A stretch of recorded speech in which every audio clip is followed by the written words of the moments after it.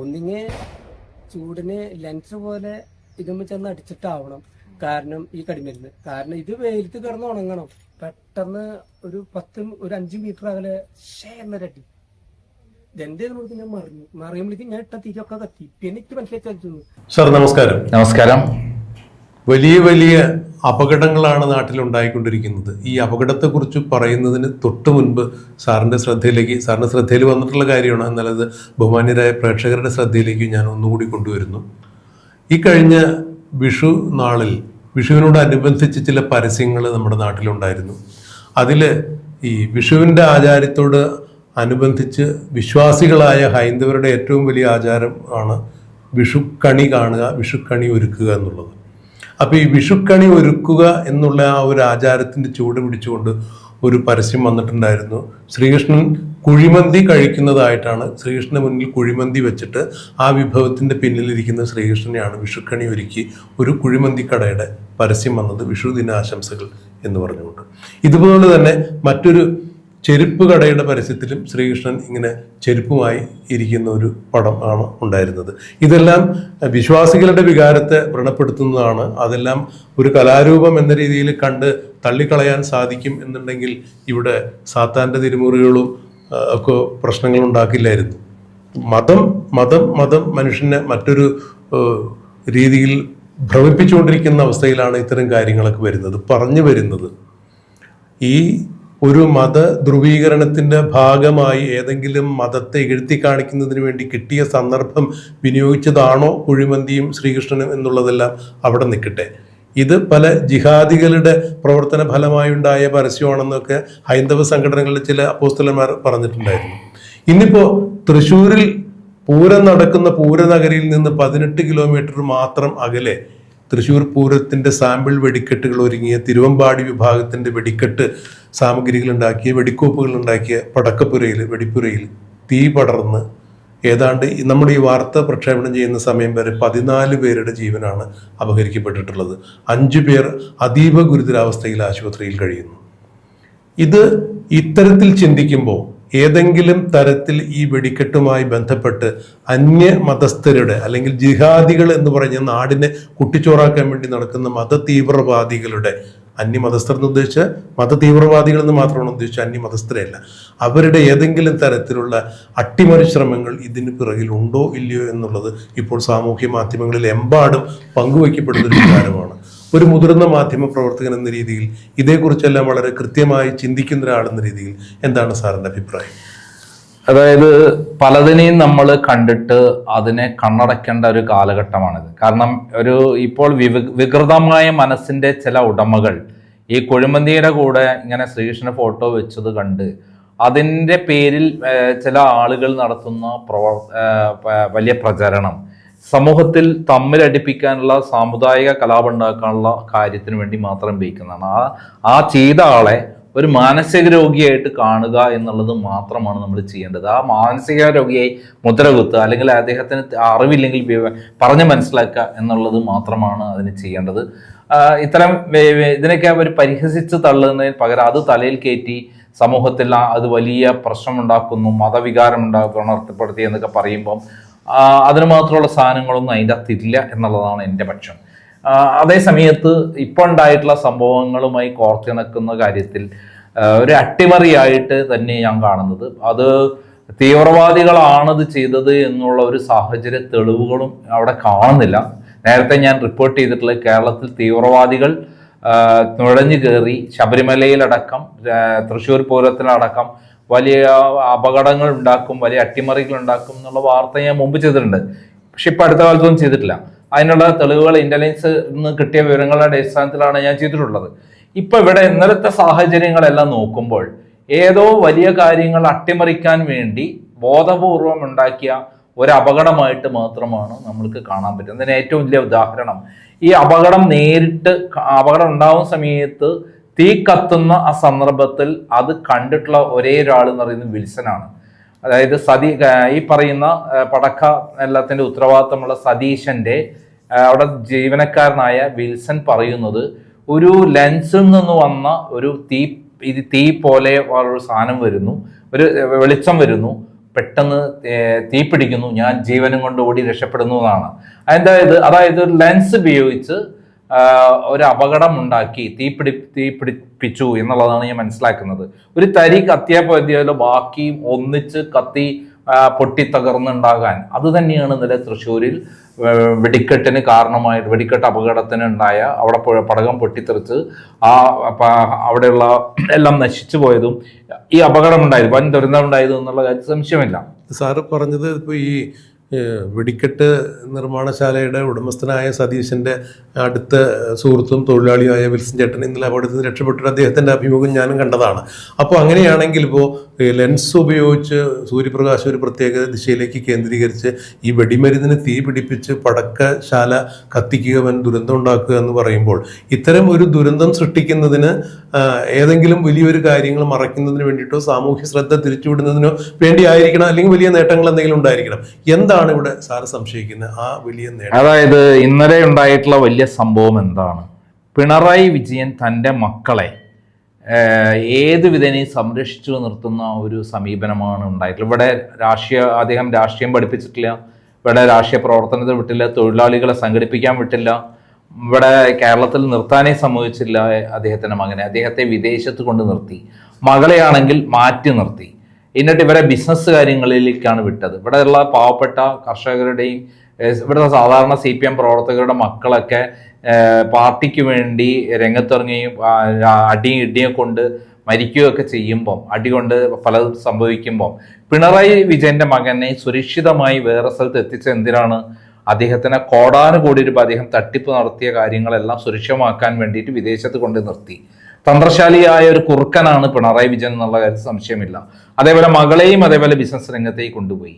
ഇവർ രണ്ടുപേരും പിണറായി വിജയൻ ഏറ്റെഴുതിയ അന്നു മുതൽ ഇന്ന് വരെ വളരെ തന്ത്രപരമായി സംരക്ഷിച്ചു കൊണ്ടാണ് ഇത്രയും കാലം എന്തായത്. അദ്ദേഹം ആണ് ഇന്നലെ ഗുരുവായൂർ അമ്പലത്തിൽ എത്തിയത്. ഗുരുവായൂർ അമ്പലത്തിൽ വന്നതും പോയതല്ല പ്രശ്നം. അവിടെ അദ്ദേഹത്തിന്റെ മകൻ പറയാണ്, ഞാനൊരു വിശ്വാസിയാണ്, അച്ഛൻ വിശ്വാസിയല്ല, അതുകൊണ്ട് എനിക്കെന്താ പ്രശ്നം എന്ന് ചോദിച്ച ഒരു പ്രസ്താവന അവിടെ പത്രക്കാർക്ക് കൊടുത്തിരുന്നെങ്കിൽ അത് അവിടെ അവസാനിക്കുമായിരുന്നു.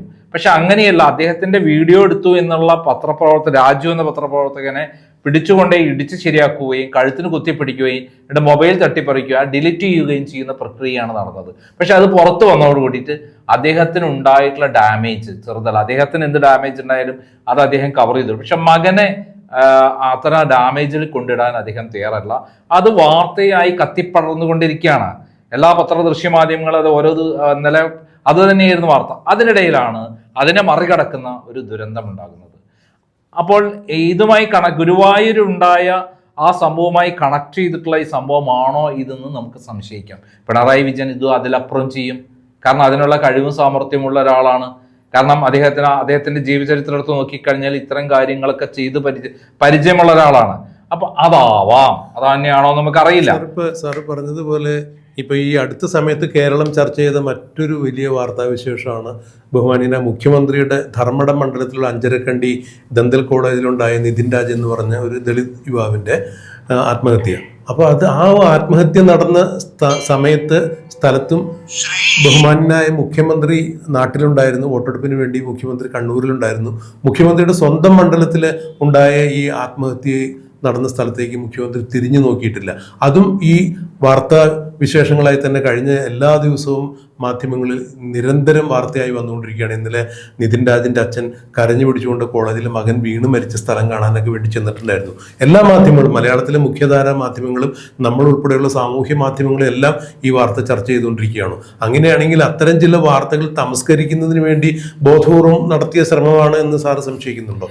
അല്ല, അതടക്കമുള്ള നിരന്തരമായി പിണറായി വിജയനെതിരെയുള്ള വാർത്തകളാണ് വന്നിരിക്കുന്നത്. നമുക്കറിയാം, കണ്ണൂരിൽ ഒരു കള്ള കേസ് ഉണ്ടാക്കി, അതായത് കഴുത്തിന് ഉളുക്ക് പറ്റി എന്ന് പറഞ്ഞിട്ട്, അല്ലെങ്കിൽ KSU പ്രവർത്തകർ ആയുധം ഉപയോഗിച്ച് ആക്രമിച്ചു എന്ന് പറഞ്ഞിട്ട് കണ്ണൂർ റെയിൽവേ സ്റ്റേഷനിൽ വെച്ച് ഒരു കഥയുണ്ടാക്കി നമ്മുടെ പരിയാരം മെഡിക്കൽ കോളേജിൽ അഡ്മിറ്റ് ചെയ്യപ്പെട്ട വീണ ജോർജിനെ കാണാൻ മിനിറ്റുകൾക്കുള്ളിൽ പറന്നെത്തിയ ആളാണ് പിണറായി വിജയൻ.